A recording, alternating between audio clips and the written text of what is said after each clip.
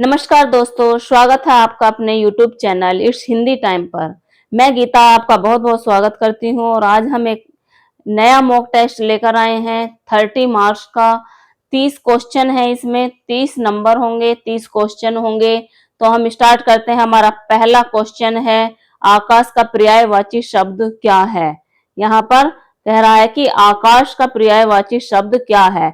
पर्यायवाची शब्द वे शब्द होते हैं जो कि एक जैसे होते हैं, मतलब उनका एक ही मतलब होता है। जैसे यहाँ पर आकाश है तो आकाश का क्या होगा, क्या धरा होगा? नहीं, गगन होगा या सागर होगा या पवन होगा।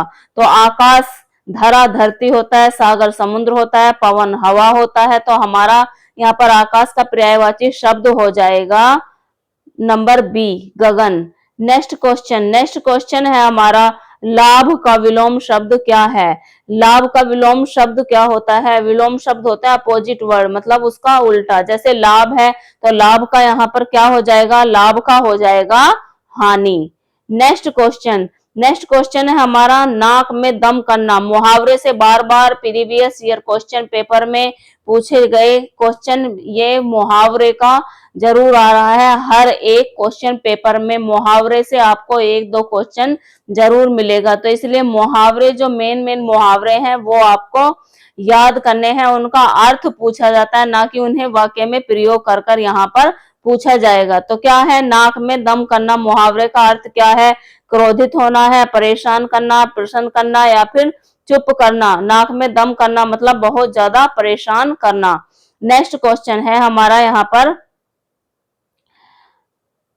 नेक्स्ट क्वेश्चन है कि जो सब कुछ जानता हो के लिए एक शब्द, वाक्यांश के लिए एक शब्द बार बार क्वेश्चन में पूछा जा रहा है। वाक्यांश के लिए एक शब्द की मैंने वीडियो बनाई है अपने YouTube चैनल पर, आप उसमें से जाकर मेरे जो वीडियो हैं उनमें से आप मुहावरे भी अपने पक्के कर सकते हैं। तो जो सब कुछ जानता हो उसके लिए एक शब्द क्या होगा? सर्वज्ञ होगा, विद्वान होगा, ज्ञानी होगा या फिर बुद्धिमान होगा।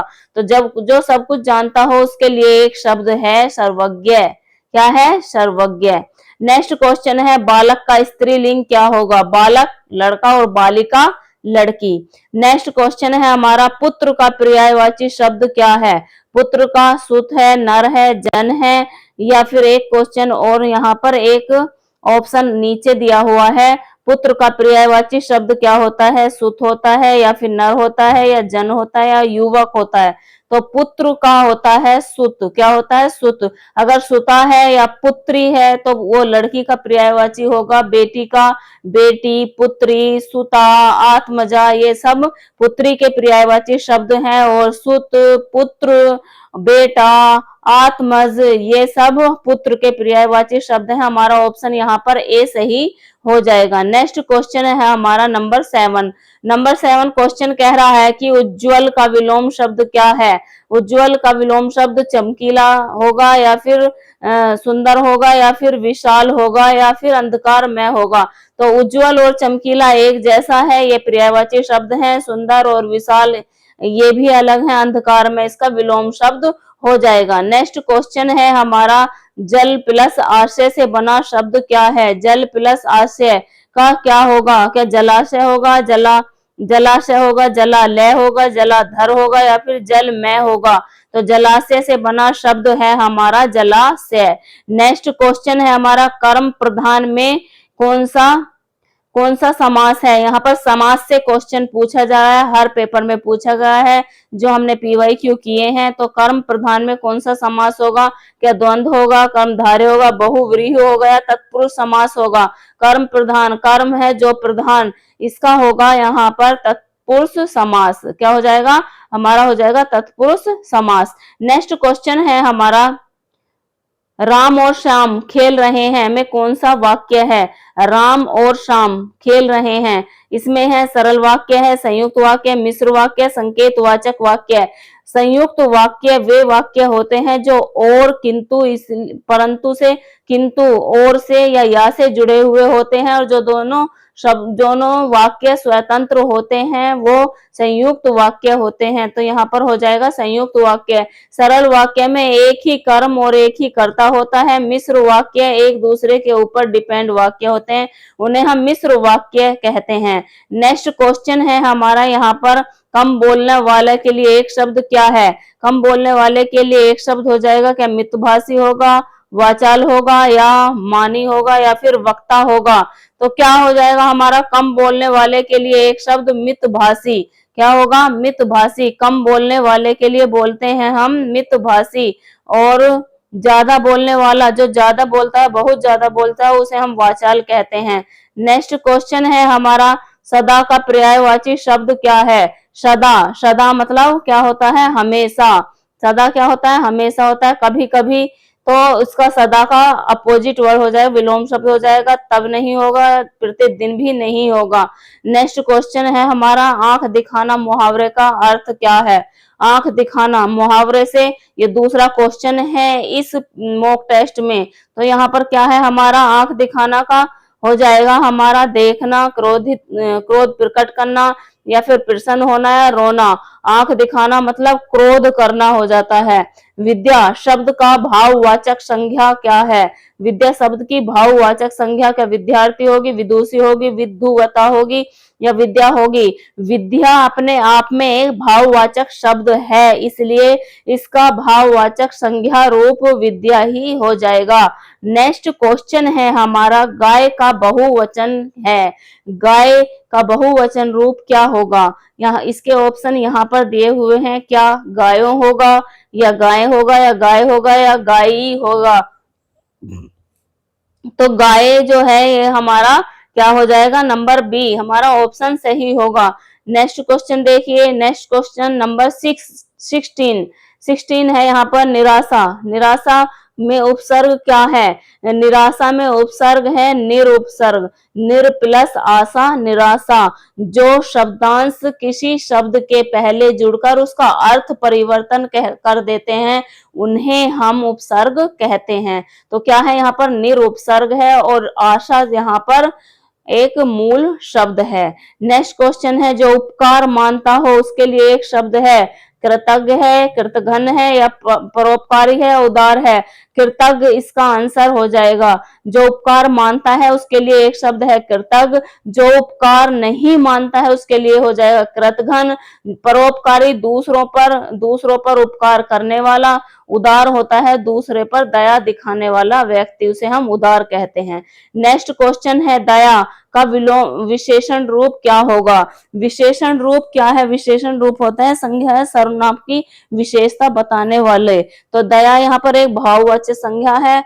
और तो यहाँ पर दयालु क्या है? दयालु एक भाव विशेषण शब्द है। जहां पर भी हम देखो, व्यक्ति क्या है? एक संज्ञा है, व्यक्ति से पहले हमने लगा दिया दयालु व्यक्ति, तो ऐसे करके हम विशेषण का पता लगा सकते हैं। ठीक है, तो दयालु व्यक्ति, दयनीय नहीं होगा, दयालुता भी यहाँ पर नहीं होगा, ये भी नहीं होगा। इसका आंसर होगा हमारा नंबर ए। क्या होगा? ऑप्शन नंबर ए, दयालु सही होगा। नेक्स्ट क्वेश्चन है, सूर्योदय। सूर्योदय में कौन सा समास है? समास से 2-3 क्वेश्चन जरूर पूछे जाते हैं। तो सूर्योदय में कौन सा समास है? द्विगु समास है, या फिर तत्पुरुष समास है, या बहुव्रीहि समास है, द्वंद्व समास है? तो यहाँ पर होगा सूर्य का उदय, तो यहाँ पर हो जाएगा हमारा तत्पुरुष समास। तत्पुरुष समास में सभी कारक चिन्ह आते हैं, कारक चिन्ह यहाँ पर आते हैं। और बहुव्रीहि समास होता है जिसके दोनों पद अप्रधान होते हैं और तीसरा पद प्रधान होता है। जैसे कि नीलकंठ, नीला है कंठ जिसका, अर्थात शिव जी। द्वंद्व समास होते हैं जिसके बीच में योजक चिन्ह आता है और जो एक दूसरे के अपोजिट होते हैं, उन्हें हम द्वंद्व समास कहते हैं। द्विगु समास में पहला पद संख्यावाची शब्द होता है। नेक्स्ट क्वेश्चन देखिए, नेक्स्ट क्वेश्चन पर चलते हैं। टेढ़ी खीर मुहावरे का अर्थ क्या है? मुहावरे से बार बार क्वेश्चन पूछे जा रहे हैं, मुहावरा का क्वेश्चन हमारे लिए इंपॉर्टेंट है। यहाँ पर कह रहा है कि टेढ़ी खीर मुहावरे का अर्थ क्या है, स्वादिष्ट भोजन है, या फिर कठिन कार्य है, या फिर सरल कार्य है, या फिर महंगा भोजन है। टेढ़ी खीर मतलब बहुत कठिन कार्य होना। नेक्स्ट क्वेश्चन है, विपत्ति का पर्यायवाची शब्द क्या होगा। विपत्ति का पर्यायवाची क्या समृद्धि होगा, संकट होगा, सुख होगा या लाभ होगा। तो विपत्ति का पर्यायवाची क्या हो जाएगा, विपत्ति का पर्यायवाची शब्द हो जाएगा यहाँ पर क्या हो जाएगा, सुख, समृद्धि। ठीक है, विपत्ति का पर्यायवाची, पर्यायवाची मतलब उसी के जैसा, उसी के जैसा, विपत्ति मतलब संकट। तो इसका हो जाएगा बी ऑप्शन सही होगा। नेक्स्ट क्वेश्चन, नेक्स्ट क्वेश्चन है हमारा 22, मीठा का विलोम शब्द क्या होगा। मीठा का विलोम शब्द, खट्टा, कड़वा, नमकीन या फीका। तो इसका हो जाएगा कड़वा। ठीक है, नेक्स्ट क्वेश्चन, नेक्स्ट क्वेश्चन है 23, भारतवासी शब्द में प्रत्यय क्या है। भारतवासी शब्द में प्रत्यय क्या हो जाएगा, इसका हो जाएगा भारत, या फिर वासी, या फिर तव, या फिर सी। तो भारतवासी का होगा। भारत हमारा एक मूल शब्द है, जो किसी शब्द के बाद कोई शब्दांश जुड़कर उसका अर्थ परिवर्तन करता है, उसे हम प्रत्यय कहते हैं। किसी भी मूल शब्द के बाद क्या जुड़ते हैं, प्रत्यय जुड़ते हैं। तो मूल शब्द हमारा यहाँ पर भारत है और वासी यहाँ पर हमारा प्रत्यय हो जाएगा। नेक्स्ट क्वेश्चन है हमारा धीरे धीरे चलो। धीरे धीरे चलो, यहाँ पर धीरे धीरे कौन सी क्रिया विशेषण है। क्रिया के रूप होते हैं, कालवाचक होते हैं। जहां पर काल की बात कही गई हो, समय की बात कही हो, वहां पर होता है कालवाचक क्रिया विशेषण। जहां पर स्थान, किसी वाक्य में स्थान को इंडिकेट किया, वहां पर स्थानवाचक। यहाँ पर रीतिवाचक हमारा वाक्य है धीरे धीरे चलो। क्रिया कैसे हो रही है, धीरे धीरे चलने के लिए कह रहा है। नेक्स्ट क्वेश्चन है हमारा, विद्यार्थी पढ़ रहा है। इस वाक्य में विद्यार्थी, इस वाक्य में क्रिया क्या है, पढ़ रहा है। पढ़ने की यहाँ पर क्रिया हो रही है, तो इसलिए यहाँ पर पढ़ रहा है हमारा क्या हो जाएगा, क्रिया हो जाएगी। नेक्स्ट क्वेश्चन है हमारा 26। 26 क्वेश्चन क्या कह रहा है कि कंगाल का पर्यायवाची क्या होगा, समृद्ध होगा, दानी होगा, व्यापारी होगा। इन तीनों में से कोई नहीं होगा। कंगाल का होगा निर्धन। कंगाल मतलब गरीब और निर्धन मतलब अमीर। नेक्स्ट क्वेश्चन है, हाथ मलना मुहावरे का अर्थ क्या होगा। हाथ धोना होगा, पछताना होगा, खुश होना होगा या प्रार्थना करना होगा। हाथ मलना का मुहावरा होगा, मुहावरे का अर्थ होगा यहाँ पर पछताना। नेक्स्ट क्वेश्चन है 28। 28 क्वेश्चन कह रहा है कि सुख दुख किस समास का उदाहरण है। मैंने आपको अभी अभी बताया है कि जिस भी समास में बीच में योजक चिन्ह आए, वहां पर हमारा द्वंद्व समास हो जाएगा। नेक्स्ट क्वेश्चन है 29, अधर्म में उपसर्ग है। अधर्म में कौन सा उपसर्ग है। धर्म यहाँ पर मूल शब्द है, ए मूल शब्द के पहले जुड़ा है, इसलिए यहाँ पर आ जो है हमारा उपसर्ग हो जाएगा। नेक्स्ट क्वेश्चन है हमारा, जिसका कोई शत्रु न हो के लिए एक शब्द क्या होगा। जिसका कोई शत्रु न हो उसके लिए एक शब्द हो जाता है अजात शत्रु। क्या होता है, अजात शत्रु। इस तरह से हमने 30 क्वेश्चन का आज मॉक टेस्ट कर लिया है, जो आपके लिए इस टाइम पर जो आपका पेपर आने वाला है अति महत्वपूर्ण है। आप ज्यादा से ज्यादा मॉक टेस्ट लगाइए और अपना यूपी टेट अच्छे से क्लियर कीजिए। हिंदी में अगर आप मेरी सारी वीडियो आप देख लेंगे तो हिंदी में आप कम से कम 30 क्वेश्चन सही कर कर आएंगे। इसलिए अगर आपको कोई भी टॉपिक समझ में नहीं आ रहा है तो आप मुझे कमेंट कर कर बताइए कि आपको कौन सा टॉपिक मुझे क्लियर करवाना है।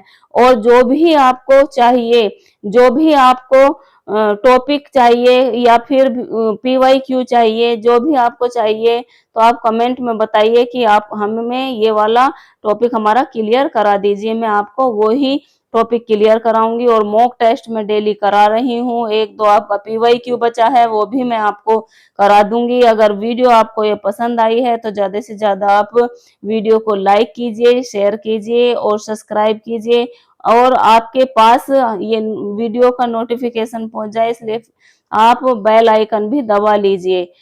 और जो भी भाई बहन मेरी वीडियो को पसंद कर रहे हैं, लाइक कर रहे हैं, शेयर कर रहे हैं, उनका मैं दिल से धन्यवाद करती हूँ। धन्यवाद।